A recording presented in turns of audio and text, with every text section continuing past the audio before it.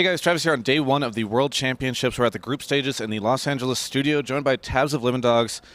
You guys have now played your 2 games for the day. You're 1-1. You were able to beat out GGEU, but also losing, unfortunately, to SKT T1. So let's talk about that first game, SKT T1. So you guys seem to have the lead early on, and then they managed to sort of take it back from you guys. How did that transition occur? Well, first we went ahead early because our level 1 play was good. We all flashed over the red buff when they were trying to steal it. We burned 2 of their flashes, and we took advantage by ganking Zyra with Vi. She died twice to the ganks, got ahead early because of that, mainly. But afterwards, Ari started picking up some kills, and he got a really early DFG plus a blue elixir. And afterwards, they just started controlling our blue area with pink wards.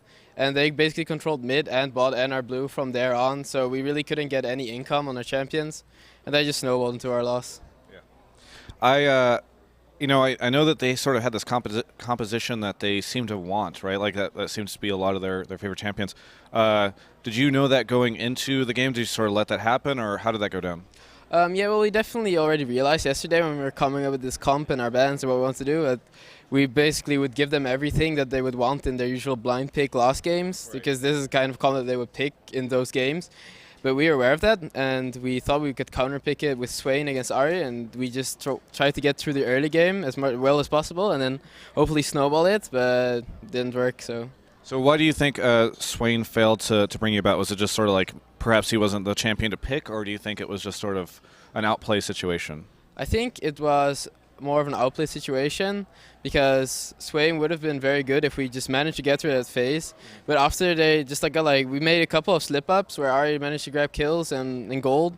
And so when Ari is weak is like when she buys just a Fiendish Codex and she has to save up for a needlessly large rod. And she just managed to get like a lot of gold in that period, so it wasn't really ever weak, so we couldn't take advantage of that. And then once Ari was strong, they just completely crushed us with the map control. Yeah. So you still believe in the Swain? You still believe? I still believe in it, yeah. So of course Faker is sort of this big figure here at the World Championships, a big personality to talk about on that team. What did you think about his play? What was it like playing against him?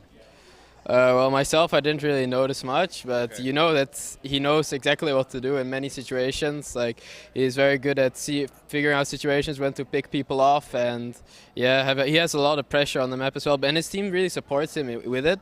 Like, his jungler is always around mid, helping him out in the early game, right, and then they just control the map together when they get strong. So we've seen Vi now. You guys picked Vi, also Vi picked by TSM, so Vi kind of popular so far, and we haven't seen her so much in recent months.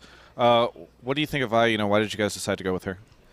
I think actually that Vi is like a very strong pick right now in jungle. She's very comparable to Jarvan. A very similar kind of skill set and early game pressure. Yeah, she's a very strong pick-off comps as well. She just gives a lot of pressure in the early game. That's really what you want when you pick Vi. So you guys are obviously the sort of newer team. A lot of people compare you guys to Cloud9 as these sort of new faces in both these scenes that have done so well. But you guys don't have too much international experience or sort of this bigger experience of going to these big events. What's it like to be in Los Angeles and competing at this big international tournament? Well, yeah, it's definitely one of our first major events. Right. It's a really good experience for us as a team to be together in this kind of event, because many of us didn't really go to LANs before. Like, all we've ever played is basically like LCS and then Gamescom. And yeah, it's a great experience to be here in LA and just being able to play against the best teams internationally. Do you think you'll be able to ride the excitement of being at an event like this, or do you think that perhaps you guys sort of not having the experience here will be a detriment? I think it's good for us. I don't think nerves affect us very much. Okay. We tend to go into games very confidently and just play out our game and don't really get affected by our surroundings. So I actually forget what the next team is that you guys play. I'm not sure myself either. It's just, I'm sure that's kind of overwhelming. You guys had this sort of day one thing. We play today, but not what we played tomorrow or the day after. So let's change it to what teams are you fearing the most in the group? Is it SKT T1? It's definitely SK T1. I think they're the favorites of our group.